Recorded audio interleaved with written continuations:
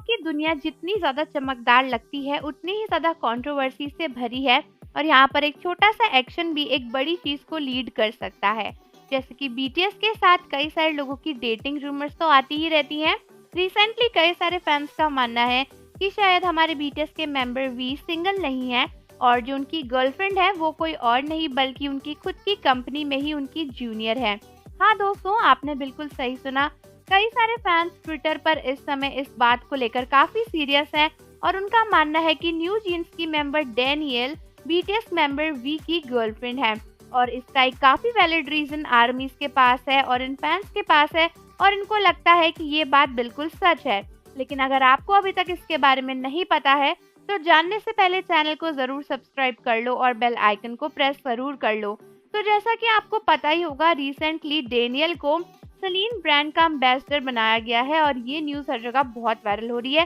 क्योंकि एक्चुअली अभी तक यानी आज तक कभी भी इतनी छोटी किसी भी लड़की को इतने बड़े ब्रांड का एम्बेसडर घोषित नहीं किया गया है और वो अभी सिर्फ और सिर्फ 18 इयर्स ओल्ड हैं और के पॉप में काफ़ी न्यू है, फिर भी उनको सेलिन जैसे ब्रांड का एम्बेसडर बनाया गया जो कि आर्मीज को और फैंस को बहुत ही शॉकिंग लगा। जिसके बाद कई सारे फैंस का कहना था कि डेनियल को ब्रांड एम्बेसडर इसलिए बनाया गया है क्योंकि उनके बॉयफ्रेंड ऑलरेडी सेलिन के ब्रांड एम्बेसडर हैं और यहाँ पर जिस बॉयफ्रेंड की मैं बात करी हूँ वो कोई और नहीं बल्कि किम तेयोंग है। तो कई सारे लोगों का मानना है कि 18 साल की डेनियल को सेलिन ब्रांड का एम्बेसडर सिर्फ और सिर्फ इसलिए बनाया गया है क्योंकि वो ऑलरेडी वी के साथ रिलेशनशिप में है जो कि ऑलरेडी इस ब्रांड के एम्बेसडर है और वी की सोर्स यूज करके वो इस ब्रांड में आई है। आई नो ये काफी डिस्गस्टिंग रीजन है दोनों की डेटिंग को प्रूव करने का और आप सभी को भी काफी वाहियात लग रहा होगा और उसी तरीके से काफी सारे फैंस को भी लगा था। उनका कहना था कि एक छोटी सी लड़की की अचीवमेंट को